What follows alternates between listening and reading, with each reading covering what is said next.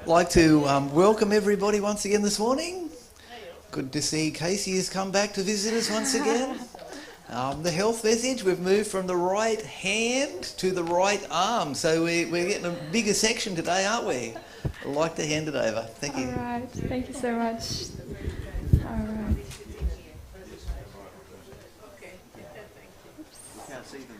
I think I left something behind. I need to grab the clicker.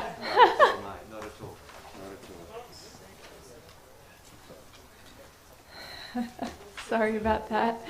Awesome. Thank you so much.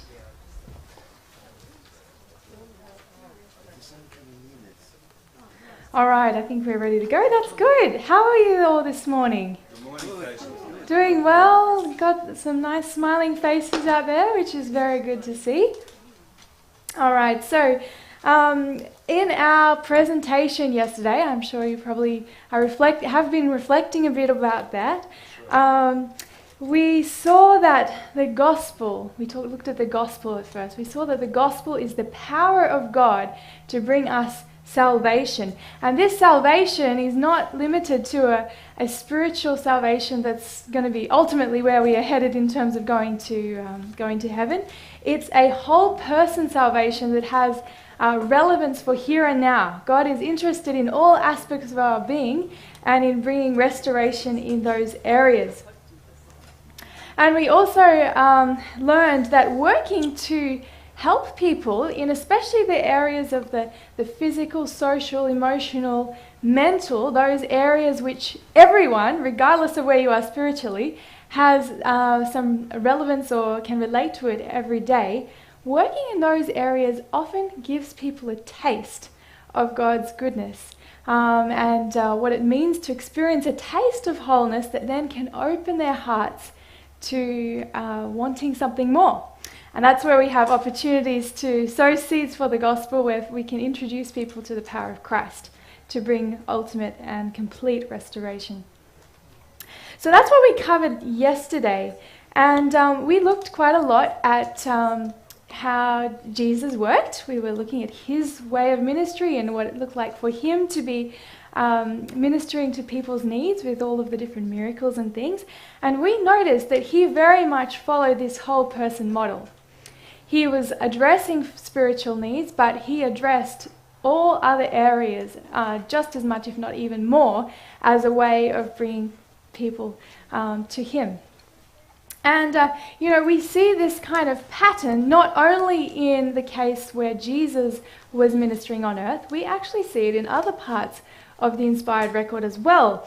When you think back to the occasion where God was ministering to the Israelites when they just came out of Egypt, there was the same kind of approach. When you look through the books of Exodus through to Deuteronomy, there was obviously a lot of spiritual instruction, but there was also a lot of really, really practical instruction as well, dealing with all of these areas: social relations, physical health, mental health. There was a lot of encouragement for them to be rejoicing and grateful with God, in their service. And so it was a very broad scope given there as well. And in the midst of all of that, God actually gave the people a promise. He gave the people, the children of Israel, this promise. Found in Exodus 15 verse 26, "I will put none of these diseases upon thee which I have brought upon the Egyptians, for I am the Lord that healeth thee." Isn't that a beautiful promise? Isn't that a beautiful assurance that if they were to follow the counsel that he had given them, that God would bring healing and he would protect them from all of the diseases that they had seen and been exposed to when they were living in Egypt. And so, interestingly, we see that pattern back then with God's ministry with the children of Israel. We see it in Jesus' life, that whole person ministry, and we find the same in our situation today. As a people, we believe that, of course, we have the Bible as our ultimate gold standard of inspiration that we hold to as our faith. But we also have been given special additional counsel that gives clarity on the biblical inspiration through the spirit of prophecy. We believe that, don't we? When you look through what the inspiration of what a prophet is from the scripture, we can see as you compare that spirit of prophecy is aligned with that. And when you look at the spirit of prophecy, we find the same pattern again. There's a lot of spiritual instruction, but there's also a whole range of instruction on almost every topic relevant to our practical lives, to relationships, to physical health, to mental health, to emotional well-being. All of these things there's a mention of in the spirit of prophecy to give us guidelines on the right path. And so what we're going to do today is we are going to just have a closer look at the counsel that has been given us in the spirit of prophecy on some aspects for our health, and also have a little look at some of the science today that is supporting or is correlating with some of the things that have been written in the spirit of prophecy. It's quite an interesting comparison to do, and it's something that you could go on and on and on for because there's just so much out there. But today I want to go through a little bit just to give us a bit of a taste of where things are at. Before I move on to there, I just want to tell you a little bit more about myself. So along with being a nutritionist, I'm also a lifestyle medicine practitioner. I don't know if any of you have heard of that. If you're in the health space, you probably have heard of that kind of a qualification.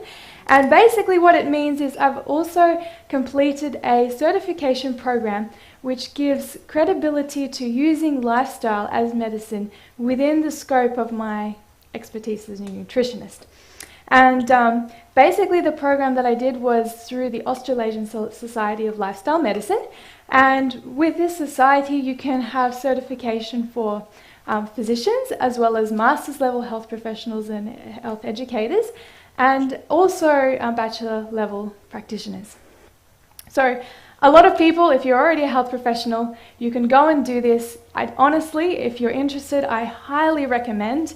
It's one of the best things that I ever did in terms of education.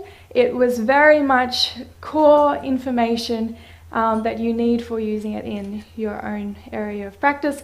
Not a lot of superfluous stuff that's irrelevant. It was just what you need in your practical everyday working experience. So if you're ever interested, I suggest go and check out the website and look into what it takes to do that, because it's very, very, very helpful.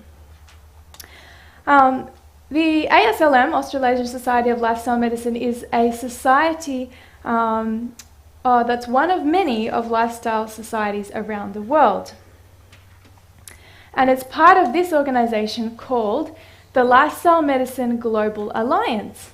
And this is an organisation which connects all of the lifestyle medicine societies that have popped up all the way around the world in a global network that is supporting the use of lifestyle as medicine in health professionals' practice. And it's very interesting. Basically, the purpose of these societies is that they are helping to teach people about especially treating lifestyle diseases with lifestyle measures. And they are very much an evidence-based approach. They're using the latest science to support the things that are being advocated. And these societies are purely science-based medical societies. They don't have any religious affiliations. They are purely medical science societies in the field of lifestyle medicine. So what kind of lifestyle approaches do they advocate? Let's have a look. But by the way, before we go there, here is a little taste. These are all the lifestyle medicine societies around the world. There's lots of them. As you can see, there are many, many different ones, and there are new ones coming up ongoing, because people are seeing the importance of lifestyle as medicine more and more. But these are the things that lifestyle medicine societies address and promote.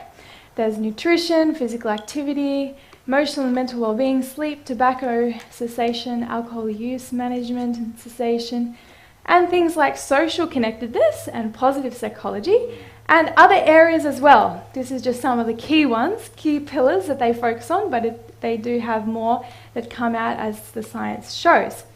But it's pretty comprehensive, isn't it? And doesn't it remind you of some of the key foundational health principles which we as Seventh-day Adventists have been familiar with as a church for over 150 years?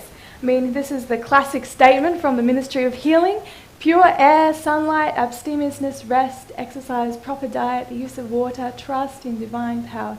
These are the true remedies. Some people have called them the divine doctors. But we're very familiar with this, and it's very interesting that now we have scientific medical societies that are supporting and promoting a number of these things. So the question begs to be asked, how did these societies actually come about? Well, this network of societies from the Lifestyle Medicine Global Alliance started out with this particular society. So this was the founding society called the American College of Lifestyle Medicine. And it was founded in 2004 with the aim of creating a field of medicine that focused on treating root causes of disease. And if you want to read more detail about the history of the American College of Lifestyle Medicine, you can go online and check out the journal article that's shown there. That's in the American Journal of Lifestyle Medicine. It goes through the whole history of the American College of Lifestyle Medicine and how it came about. Very interesting to read. But yes, the focus of it was treating root causes through evidence-based lifestyle behavior change. That's what the goal is that they had in promoting. And it basically was the society that pioneered this as a new field of medicine, where it was recognized that the science is validating using lifestyle to treat disease primarily. We have known for years and years that, yes, recommend lifestyle to prevent disease, but no, this is treating disease with lifestyle medicine. And the college initially was basically formed, and members of it were medical doctors that were coming on board with it. So basically, digging a little deeper here, who was the person who started this? That's very interesting. Who had the vision for this kind of a thing? What sparked it? Well, the person who started it was this fellow here. This was a Dr. John Kelly. He is a medical doctor, and at the time when he started the college and had the vision for the college, he was a fairly newly trained doctor.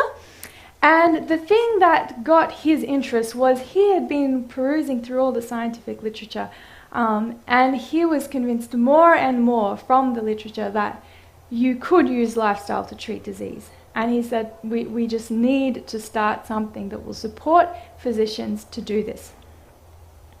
And he was trained at Loma Linda University, and he said this: we cannot continue doing what we've been doing in medicine because we are failing miserably.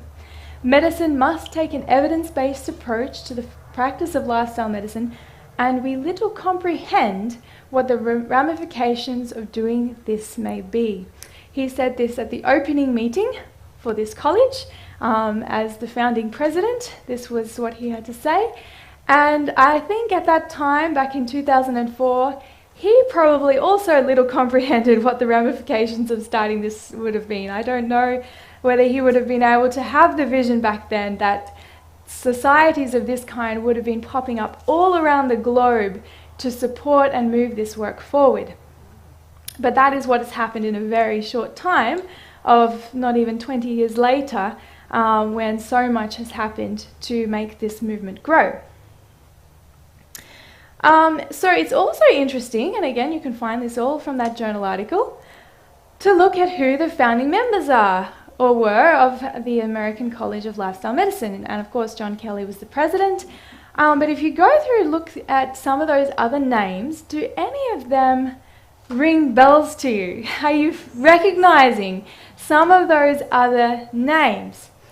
no doubt if you have dabbled in any of the other Adventist health space for some length of time, you'll recognize that some of those other people are also Adventist health professionals, Adventist doctors. But do you know what's really interesting? Every single one of those people there were actually Adventists. Most of them medical doctors, but all of them Adventist health professionals. Isn't that amazing?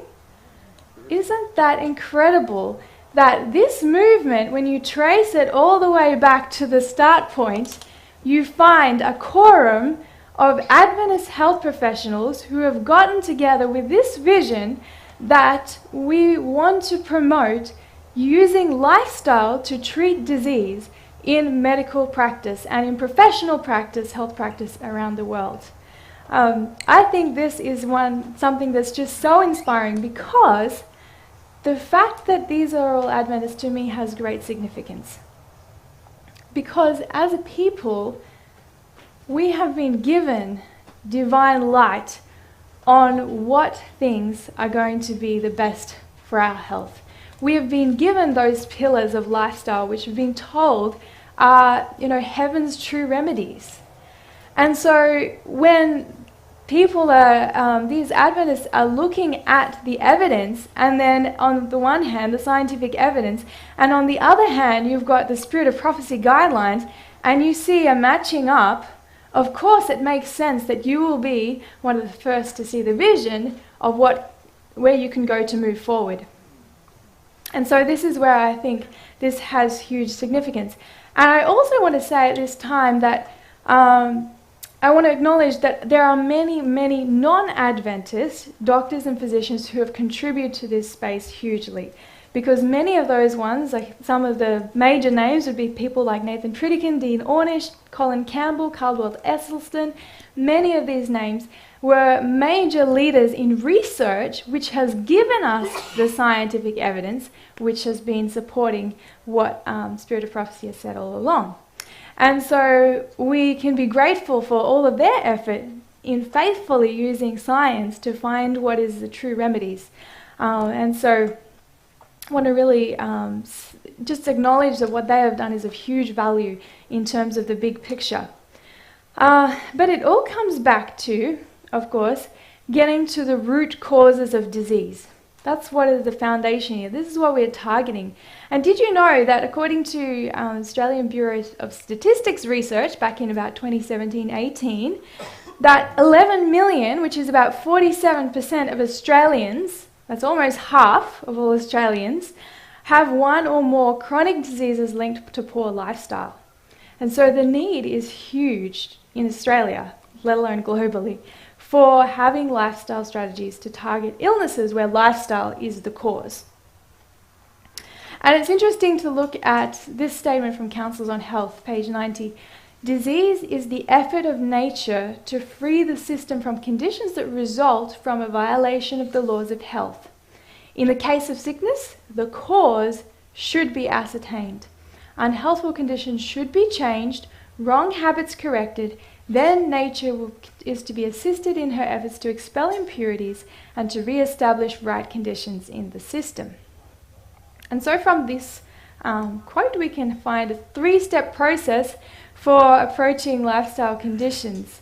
The cause should be ascertained, wrong habits corrected, and then nature assisted to expel impurities and to establish right conditions. So there's a 3-step process there. And this is what is being targeted in the lifestyle medicine movement around the world. And it is something that is very, very effective for helping people. Not only for prevention, but for treating disease as well. So what we're going to do now is have a look at some of these core lifestyle medicine pillars, and also how it correlates with the Spirit of Prophecy. And as I kind of mentioned before, this is not comprehensive. There's so much more you could cover in this space, but I just wanted to give you a bit of a taste of some things that are very much at the forefront today. So in terms of nutrition, okay, as a nutritionist, you'll have to forgive me. I'm a little bit biased. I'm going to focus a little bit more on nutrition today. But it is a very big foundational thing for our health. And there's more you could cover in this space. But in terms of the Spirit of Prophecy Council, there's a heap of counsel on nutrition. But as a summary, this is what she has to say. She says basically eat more or most of whole grains, fruits, vegetables and nuts. Eat less, least or eliminate things such as salt, sugar, fatty foods, processed foods and meat. And eventually we'll need to avoid and eliminate dairy products and eggs. That's the essence, the core essence of her counsel, minus some of the finer details that she recommends on nutrition. So let's have a look at some of her counsels specifically. You can see this one here is talking about those key areas, grains, fruits, nuts and vegetables. These are the most helpful and nourishing. They help you to make good blood. All right? And we find this is very, very much the case when you look at the scientific literature. Significant major studies have shown that a low-fat, whole plant-based diet can help prevent and reverse numerous lifestyle conditions. And you can see there at the bottom some of the names of the researchers who have contributed hugely to this space. You cannot fit everything on this slide, but that is a snapshot of that space. Very much there's a lot of information validating a whole food plant-based diet for good health, and interesting, many of those lifestyle conditions stem back to issues in the blood. The atherosclerosis at the foundation is from problems in the blood, and then that can cause all of these other different conditions. So it's very interesting that the Spirit of Prophecy was right on target there about saying that it's important for good blood. Also, so eating the things to eat less or least of. She talks about sugar. Sugar clogs the system. Do not eat largely of salt.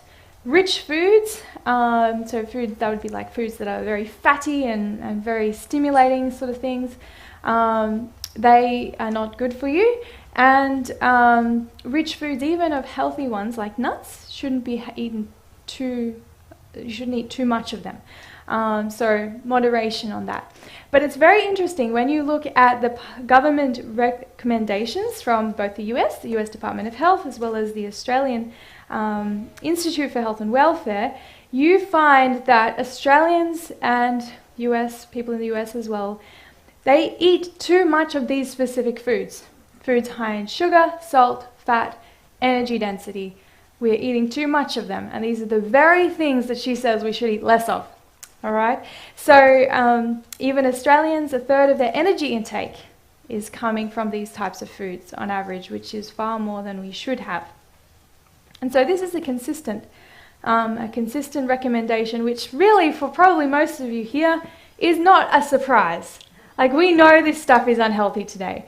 Back then it was probably a different story, but today it's almost common knowledge, maybe not so much common practice at least, but common knowledge that these things are not the best for us and we need to go easy on them. The other thing that the Spirit of Prophecy talks about here to eat less of is very refined foods, and there's not a lot on this in the Spirit of Prophecy, probably because back then there wasn't a huge array of the processed foods available to us today. But she does talk about bread and the use in bread making, the use of superfine flour, white flour, is not the best because it's lacking in nutritive elements, is how she describes it, and it's a frequent cause of constipation and unhealthful conditions. Now today we would say, well, this is not really a surprise. We know that if you eat heaps of white bread, you're going to get a bit clogged up, and that's going to be a problem, and the reason for that is because the bread or the superfine flours and things are lacking what we understand now is fiber. These are the nutritive elements that she was referring to, but we didn't have a proper name for it back then. And basically, the more fiber intake you have, the greater protection you have from things like cardiovascular disease, diabetes, colon and breast cancer, and that kind of thing. Also, very interesting, the problem with having ultra-processed foods.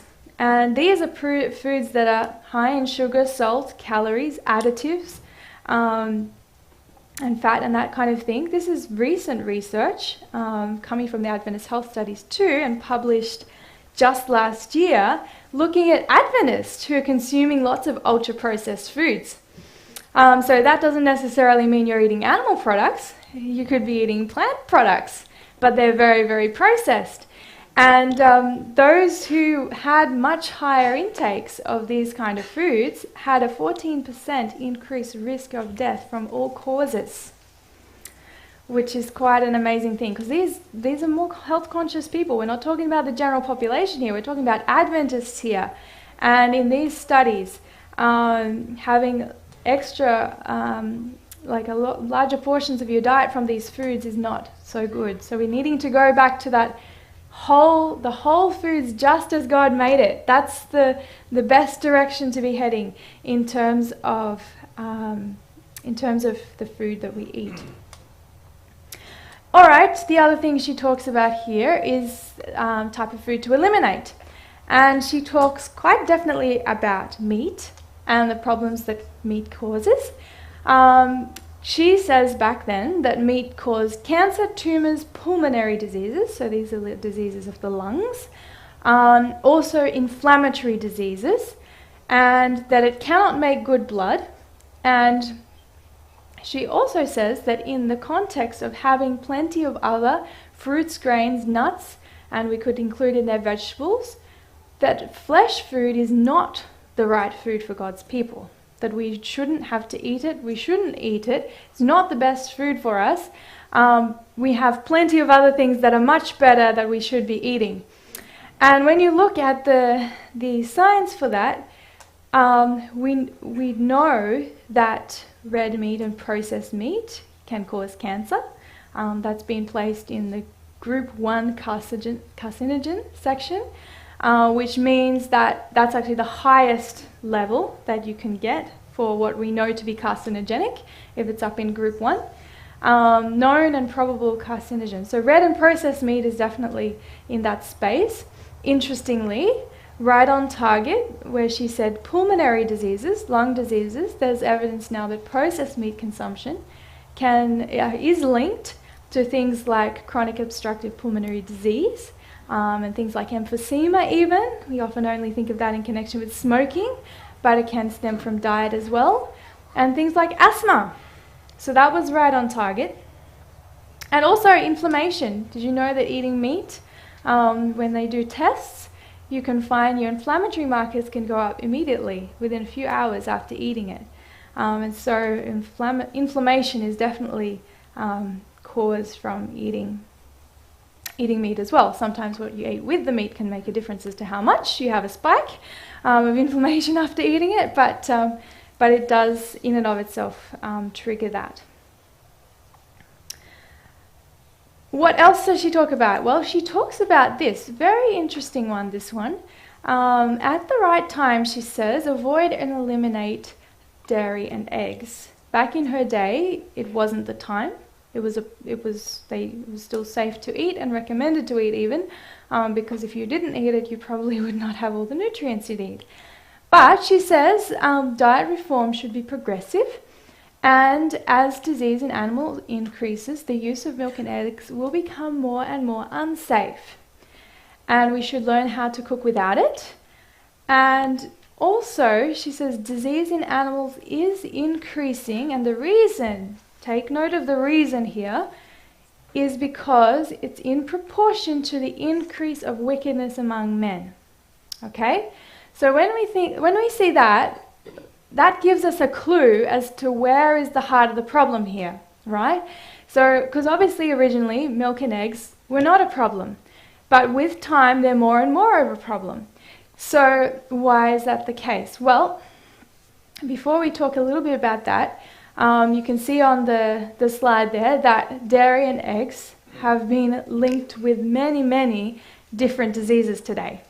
Associated with these, sometimes people in the research can directly see that it's a cause to effect.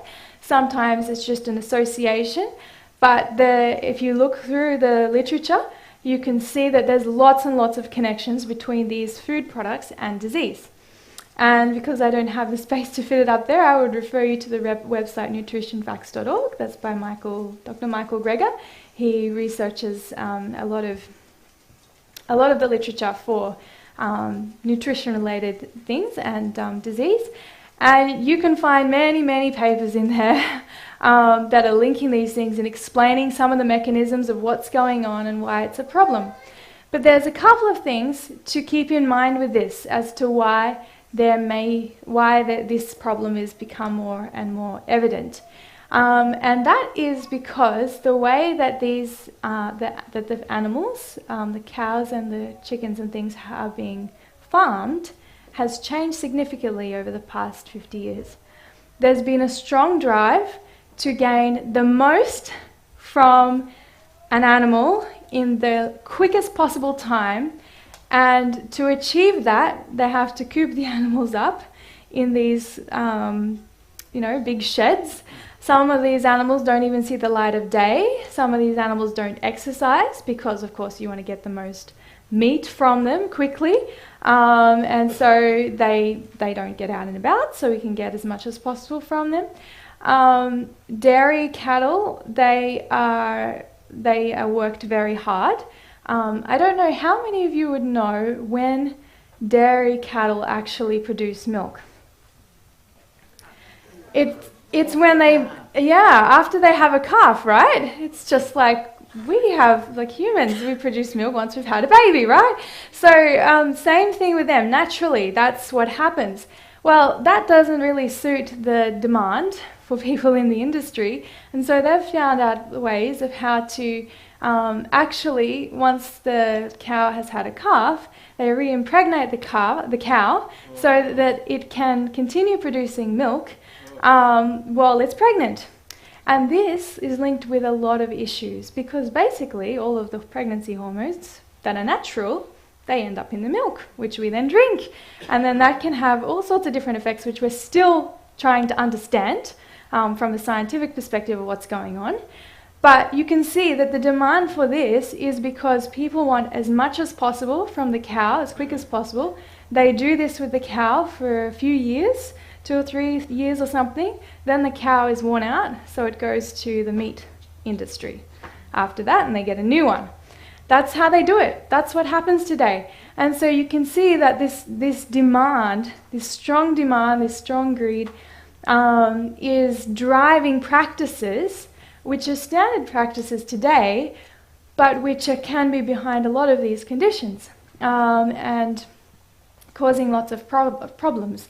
And with eggs and that sort of a thing, there's also similar problems because of the mass production, the rapid production, the conditions under the production. A number of these conditions are to do with increased viral things in the eggs and in the dairy. I just want to, on that note, highlight the one about breast cancer, bovine leukemia virus. Bovine leukemia virus is actually a huge underlying contributor, risk factor for breast cancer. And it's far more than taking the pill, far more than having HRT. And basically, when they've analysed breast tissue, they've found that remnants of this are in there. And for those people who have breast cancer, that is. And a number of countries around the world have actually eradicated bovine leukemia virus from dairy cattle. Thankfully, Australia is actually one of them as of 10 years ago. But a number of countries all around the world haven't. I mean, in the US, about 85% of dairy cattle are infected with this virus. And so you have the dairy, there's a high chance you could get this virus come into your system. You may not necessarily know it, but it will increase your risk of breast cancer. And so there's a lot of things going on here. As I say, from the science, you can't always directly trace cause to effect, but there's a lot of correlations. And you can see how accurate the counsel is there for us, that we should be moving more and more away from it and learning more and more to have food without it. And people who are not even in the Adventist church or have that philosophy are very much doing this. There's a large movement of people who are very much moving away from these things. So it's very important for us to take this into consideration.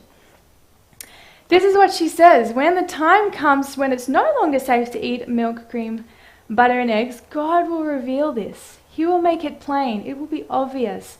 The question of it will work out its own problem, is what she says. So it's something that will become very plain.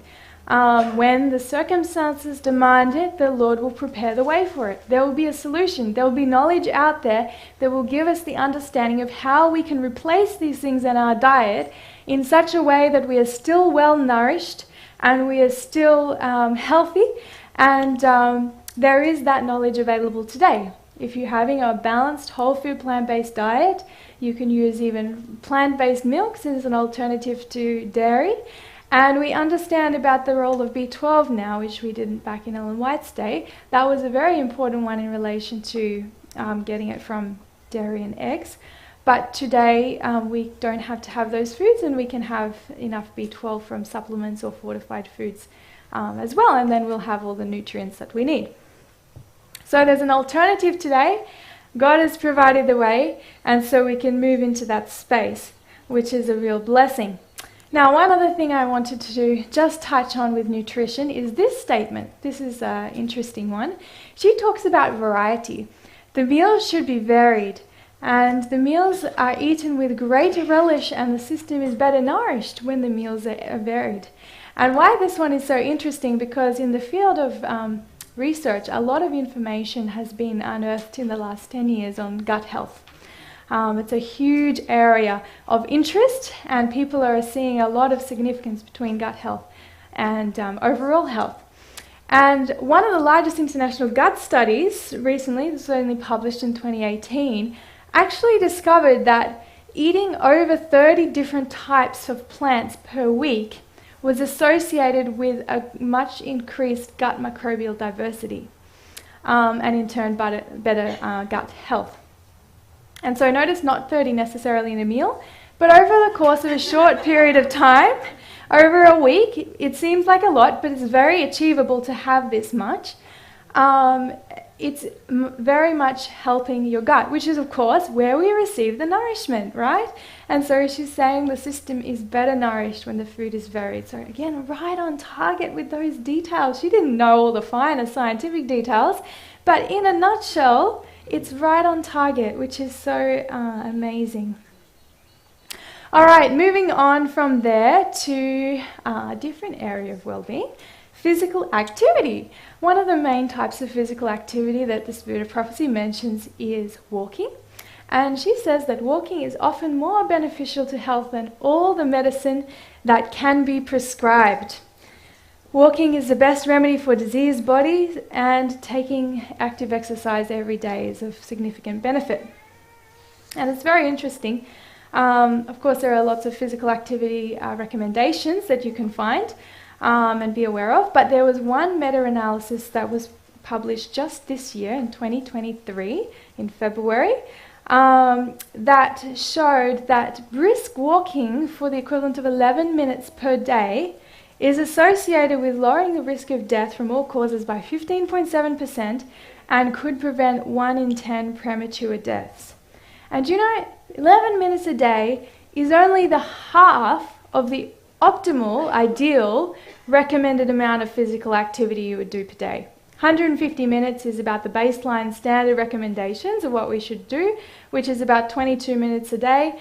And this is showing that even if you don't get that much, even if you only get half that much, there are still significant benefits. So if you have 10 minutes spare and you go for a stroll, you can feel good about yourself because there will be some benefits from that are very significant. The other thing that is mentioned is something in Spirit of Prophecy is quite emphasized, is that taking exercise outside in the open air is highly recommended.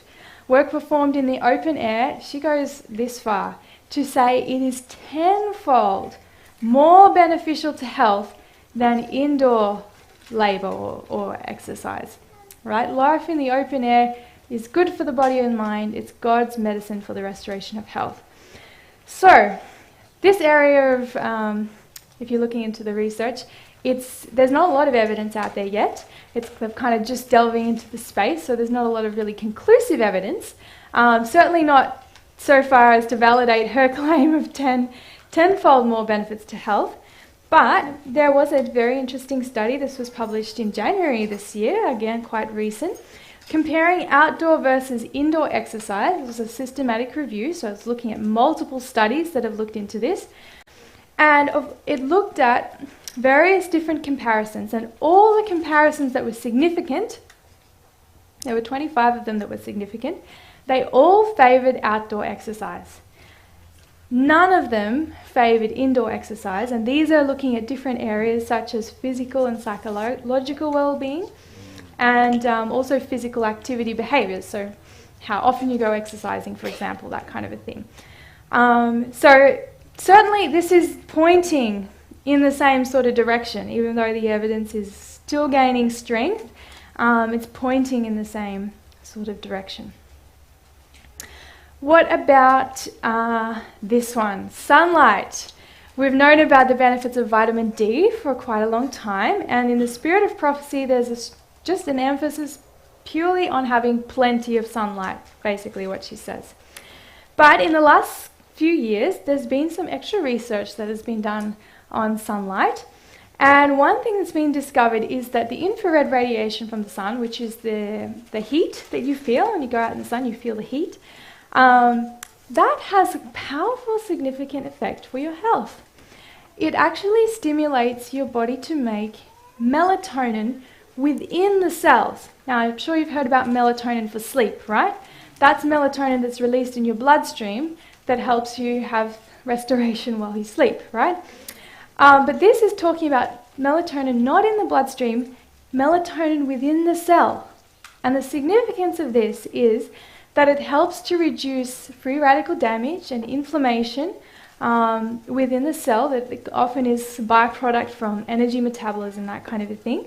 And it can also help to boost immune function right in that real cellular level. So it has a powerful underlying effect. When you know that many of today's chronic diseases have an underlying inflammation at a foundation of the disease process, well, this is going to be helping at that very causal level. And so if you would like to dive into that and understand that a little bit more, I recommend the video by Dr. Roger Schuelt called Light as Medicine, Vitamin D Isn't Enough. It's on YouTube. It goes for about 2 hours. You can watch it in stages, but it's so interesting. It goes through all of the mechanisms of how it works and the implications for health and everything like that. So sunlight, the benefit of sunlight is far more than we think. And by the way, you can get these benefits of the melatonin production even by just being outside in the morning light, when the risk of having the damaging rays is not there. So it's quite good in that respect. Yes, all right, so let us go on to another area. Something that has gained a bit more interest recently in the scientific literature is something they call nature therapy, or forest bathing is another term they call it. There's a few different terms in the literature for it. But very interesting what Ellen White talks about of the benefits of being outdoors in nature. She says nature is God's physician. The pure air, the sunshine, the beauty of the flowers and trees is very health-giving. Outdoor life is the only medicine that many invalids need. And there's even life-giving benefits from the aromas from the trees that is health-promoting. The beautiful surroundings of nature are very good for restoring people to health. And in terms of the research on forest bathing, so that means you're just going for a lovely walk in the forest, that's what that means. It has been shown to help reduce symptoms of depression and anxiety. It helps to reduce cortisol levels, alleviating stress, lowering blood pressure, and even showing some evidence of improving immune function as well. So there's some quite some significant things there. Okay, moving on to the area of stimulants. This is a very interesting space. Spirit of Prophecy gives a little bit of a definition of what stimulants can do.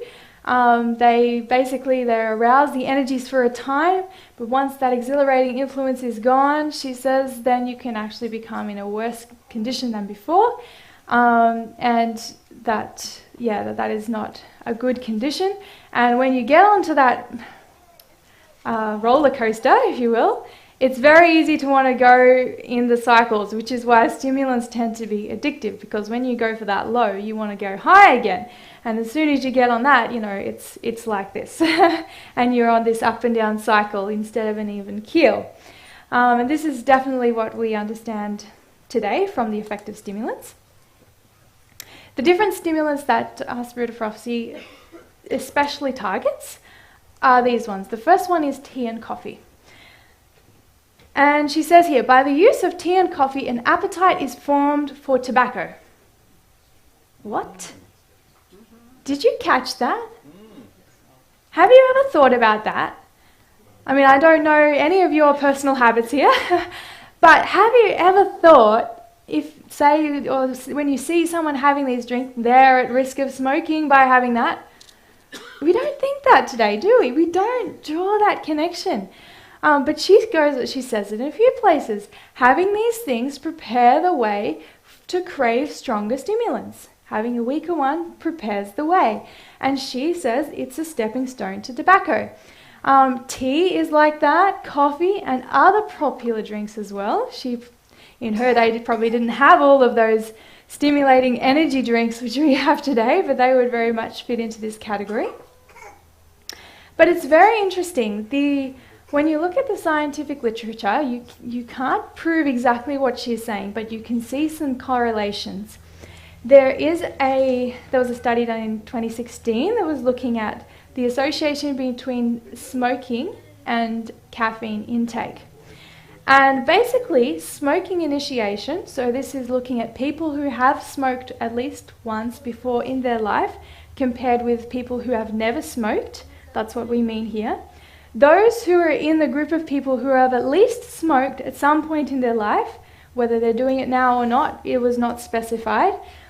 That group, on average, had an intake of caffeine at that time of 52.8 milligrams more per day, right?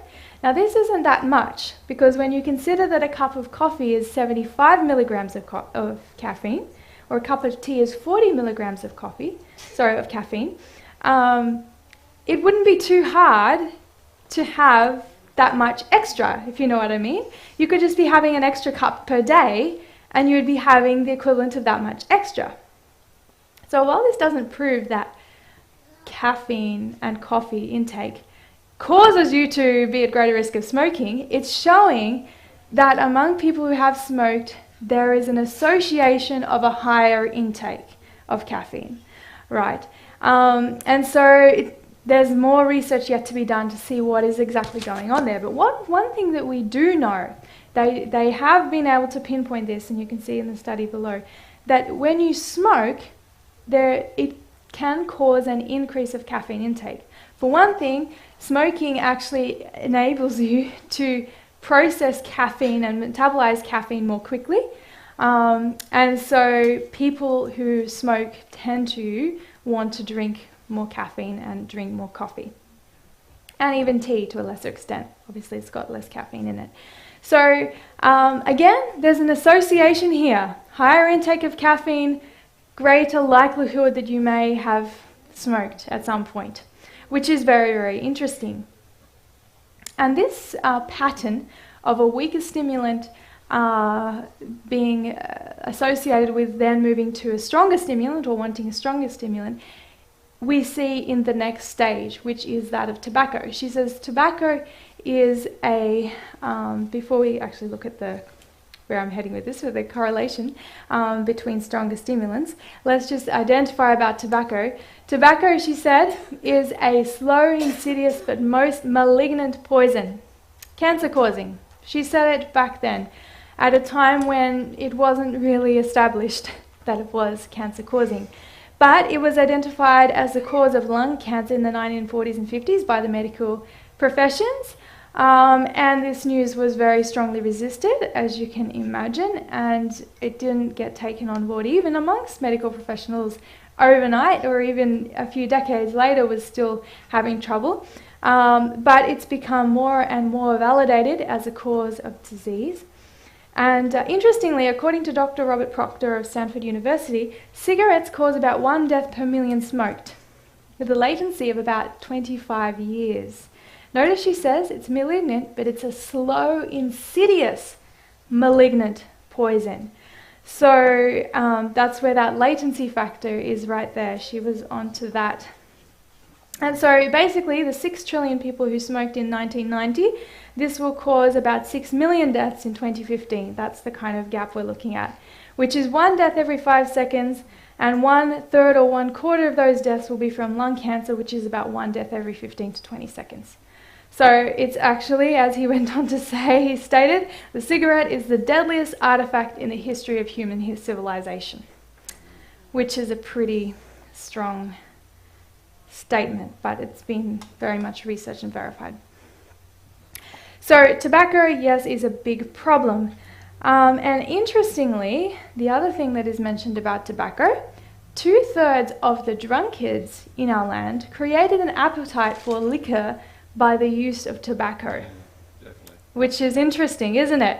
We saw before a suggestion that a weaker stimulant will create these appetites that will lead to taking more and more stronger stimulants, right? Here we have this kind of thing said a little bit higher up. Tobacco creating an appetite for alcohol. And this has much stronger evidence in the literature that this is the case.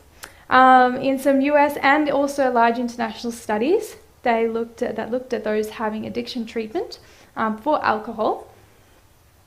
75% of people having that addiction treatment for alcohol. So in other words, these are drunkards, these are alcoholics, if you will. 75% of them are using tobacco. What did she say? 2/3? That was like a conservative guess. 2/3. We have 75, 3/4, as some of the figures out there. So this is a very much, these things, as she says also, twin evils. Tobacco and alcohol go together. If you have had any, at any time have been trying to work with people to give up alcohol or tobacco, you cannot help but come across this. We see it at Cedarvale because people come there to quit alcohol and cigarettes and that kind of thing, and they'll often say that their greatest weak point for maybe having a cigarette is when they're having a drink, and vice versa. They go hand in hand. And so yes, you can see this, there's strong links. They know that if you have alcohol, you have an increased likelihood of taking up cigarettes, and vice versa. That's very much understood today. And even 40 years ago, there were these, this is some authors Green and Levy, they were writing in a book about drug abuse. They stated that it's practically impossible to cure an alcoholic or a problem drinker so long as he continues to smoke. Because they're both feeding into that same addictive, stimulating cycle and holding that person trapped. So this is something that's very much consistent, very much validated with our understanding today. So what about alcohol? Well, it's pretty clear in Spirit of Prophecy, recommendations for alcohol: total abstinence. Touch not, taste not, handle not. Don't go near it. That's the counsel. And we know today that alcohol is a group 1 carcinogen, so it's known that it increases and can cause cancer. But there was a very interesting statement that was put out this year in January by the World Health Organization, which was advocating zero intake. And here is a picture of the article. You can find this online. This is very, very significant. No level of alcohol consumption is safe for health. And not only that, they go on to say it is the alcohol that causes the harm, not the beverage. This statement is like a nail in the coffin for the argument that, oh, a little bit of red wine at night is good for you, it's good for your heart and everything like that. There was a long debate about this kind of thing from some studies that seemed to show that moderate alcohol use was beneficial, had some benefits, and that was very much, I guess, taken on board by people who like their little bit of wine at night. You hear the argument even today. People will say, isn't that good for you, blah, blah, blah. Anyway, but basically a few years ago, they realized that the studies that showed that actually had a flawed design, and they were not accounting for certain variables which were confounding the results.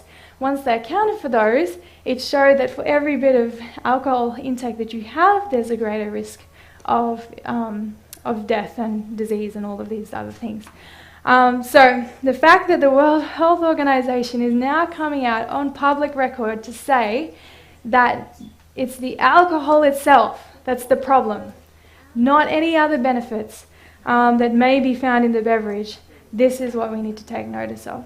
And so this is very much now aligned with touch not, taste not, handle not.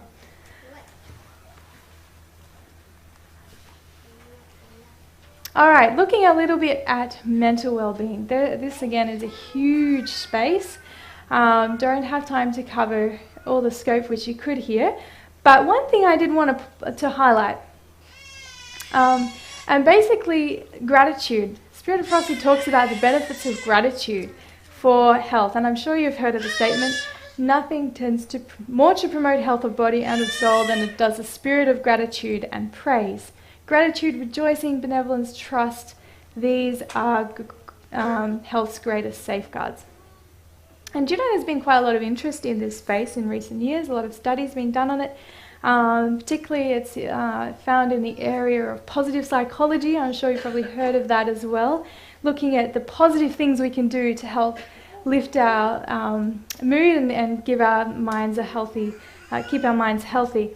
And this one was a randomized controlled trial, which showed that gratitude increased positive emotions, subjective life satisfaction and happiness, and also reduced negative emotions and depressive symptoms. Another study also showed a link between gratitude and practicing gratitude and having improved sleep quality, even improvements in blood pressure and glycemic control and inflammatory markers as well. So again, there's more research that can be done in this space to strengthen the evidence and the associations that have been looked at here. But it's certainly in the same sort of direction. It's health promoting, it's helping your emotions. Notice in that quote from Ministry of Healing, in the context of cultivating gratitude, she's talking about resisting melancholy thoughts and feelings. That's kind of code for depressive sort of thoughts and feelings, isn't it? And so she's saying that gratitude is a real way that we can, a tool or a strategy we can use to help combat these kind of things, which is being validated. So, all right, so what is the significance of all of these things? If we take a step back and think about what we've just looked at with all of these counsels and guidelines in the Spirit of Prophecy, and what some of the science is showing today and where the science is revealing this stuff. Well, Ellen White had no formal training in nutrition and health. Pretty profound. She wrote all of this stuff. She had no formal training. She gave health counsel at a time where there was poor awareness of what is healthful.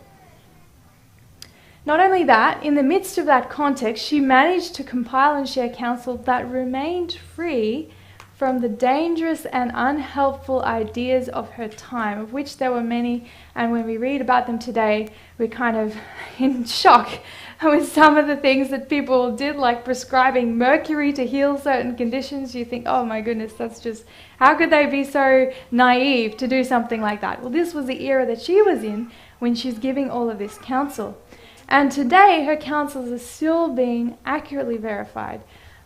This is over 150 years later. And from the point of view of health professionals even, this is absolutely astounding Because if health professionals relying on science, relying on what we know from what we can study and research, we know that within even a few, like a decade, for example, some of the things that we thought we understood 10 years ago, today we understand no, it's not quite like that. It's actually like this, right? And so as time progresses and knowledge grows, what we say, what we recommend gets tweaked and modified. And this happens decade after decade after decade, which means that someone and what they're promoting 50 years ago, what they say is going to be quite out of date today. And yet, this lady with this kind of background gives this information, and today it's being verified to the very detail. This is astounding, and this is evidence of an inspiration that is not of this world. An inspiration that's far more than what anything humanity can accomplish. And so it's a testimony to divine guidance. Interestingly, this is a statement from Dr. Clive McKay. He's a professor of nutrition at Cornell University. And he says this: in spite of the fact that the works of Mrs. White were written long before the advent of modern scientific nutrition, and you could add the other areas as well to that, no better overall guide is available today. Isn't that an accurate thing? He was really onto it. But do you know what's amazing about this statement? This Dr. Clive McKay, he was not an Adventist. He had delved and looked at some of Ellen White's writings, and based on his knowledge, came to this conclusion. But do you know what? Do you know when he said this? 1959. This was a long time ago. And back in his day, 1959, he had this to say. How much more today with the advance in understanding and the advance that we have and can see the correlations. We've got more scientific evidence that tightens what we can see of his understanding from cause to effect with these different health areas. If you want to read the article that's from, you can look it up. It's in the Review and Herald. It's in a few issues actually. He was writing all about what he thought of Mrs. White. It's a very interesting read. So yeah, I do recommend, if you're interested in that, to have a look. We can learn something interesting from the experience of Dr. John Harvey Kellogg. He used the spirit of prophecy in his medical work. I'm sure you've all heard of him. He was one of the significant doctors who was pioneered work in the Battle Creek Sanitarium back in Ellen White's day, and did a lot in the health space in the Adventist church. And it's very interesting when you read about how he used the spirit of prophecy. You can find, I'm going to read this report. There's a report by Dr. David Paulson, reported around 1913, a conversation which he had with Dr. Kellogg. And it was this. It says, Dr. Kellogg asked me in New York City 22 years ago if I knew how it was that Battle Creek Sanitarium was able to keep 5 years ahead of the medical profession. I did not know. Then he told me. He said when a new thing is brought out in the medical world, he knew from his knowledge of the spirit of prophecy whether it belonged in our system or not. If he did, he instantly adopted it and advertised it while the rest of the doctors were slowly feeling their way, and when they finally adopted it, he had 5 years the start of them. On the other hand, when the medical profession were swept off their feet by some new fad, if it did not fit the light we had received, he simply didn't touch it.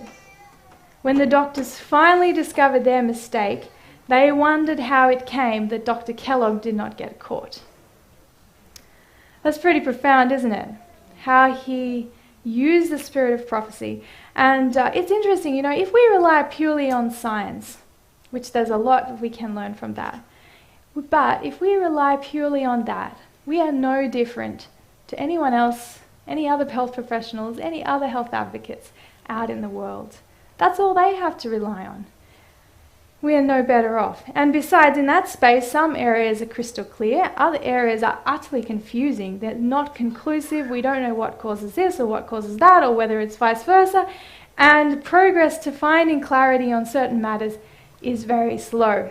There's also a lot of conflict between industries and industry tweaking data that can make your head swim when you're trying to delve through some of these scientific papers to see what is actually the truth in it all.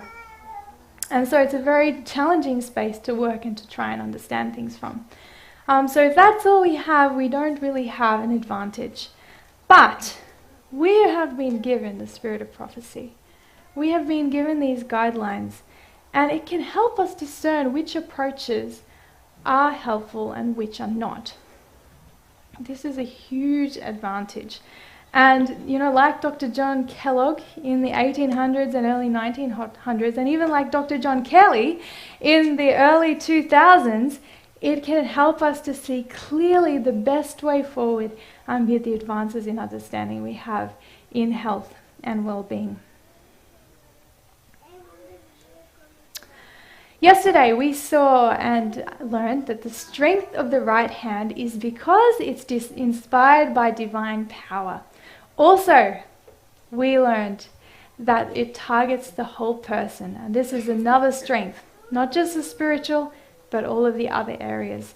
Today we've seen that another strength of the right hand is in that it has evidence-based science, which is strongly supporting some of the key pillars of lifestyle and our understanding of health and what is the important factors that contribute to health.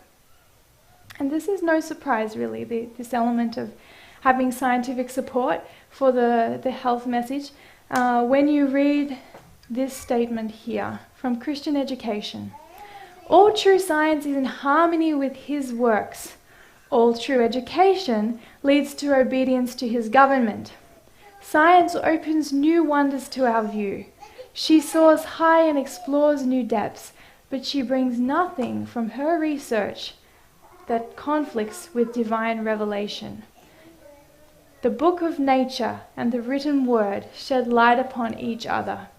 We are thus led to adore the Creator and to have an intelligent trust in his word. I trust that this has been the impact for you today, that you have been inspired to greater awe and adoration of our Creator for his wisdom in giving us the counsel that he has given us. And as we've gone through some of the science, especially when the science is done right, we can see a lot of links and harmony between the science and the divine revelation that's been given us on this topic. So as we conclude today, I just want to ask that you would bow your heads. Gracious Heavenly Father, thank you so much for giving us a blueprint, a guideline for understanding what is best for our health. And we are so encouraged, as we have seen today, that so much of the scientific literature and even the movements around the world in lifestyle medicine is in support of the things that you've given us in your wisdom. And we just pray that you would help us to treasure this knowledge for all that it's worth and to share it in a way that will uplift people around us so that we can give glory to you. This we pray in the name of Jesus Christ. Amen.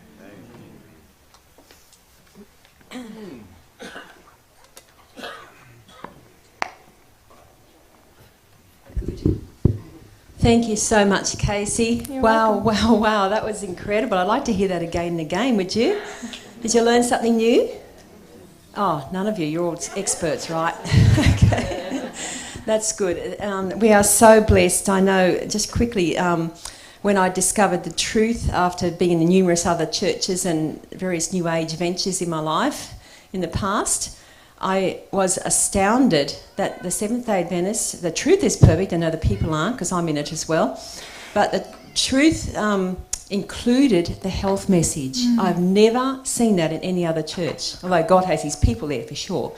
But anyway, it means a lot to me because it's a wonderful bridge, and I work with a lot of people who are not necessarily Christian, but they are very interested in plant-based whole food nutrition, holistic lifestyle and lifestyle medicine. And we didn't even mention Avondale. Avondale has those courses as well, so it's a little bit closer to home. So thank you so much. Really appreciate that. You were shining today. Every day better and better. We'll have to import her over here, I think, permanently. Daniel? Yeah, all right. So just this afternoon, go and have a healthy lunch now and a healthy walk after that and a bit of a healthful rest. And then 2 o'clock we have workshop over at the main hall with Kaysie again with simple natural remedies. Yes, so we'll be having a few little bits and pieces there to look at, like charcoal and some natural skincare, ladies and gentlemen. That's worth looking at. And also remember our books. Who's been to the ABC yet, or the Resource Centre? Yes, it's only open certain times, but it's worth a look. Now, Rita is here? Yes. Rita. And I was supposed to be there too, but Literature Evangelism stand with all the beautiful books, including a lot of health books which back this up. So it's something you can take home. You can't take Kaysie home. You can take some of the notes home, but get your own books and learn and grow. So that's you owe it to you and your families. So go and visit the Literature Evangelism store, and also second-hand books right next to that. You can't, but notice Ricky's stall there. Go and support her. She's broken her wrist just to bring the books to you this week. Poor thing. She's on the mend.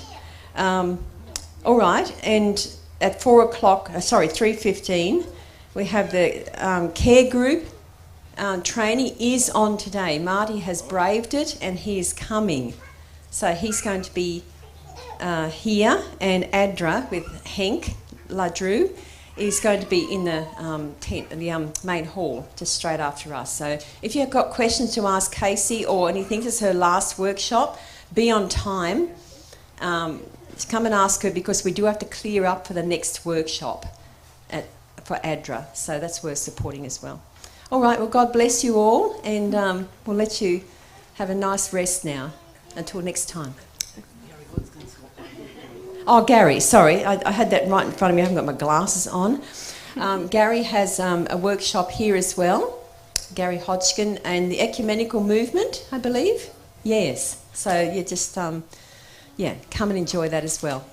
Thank you.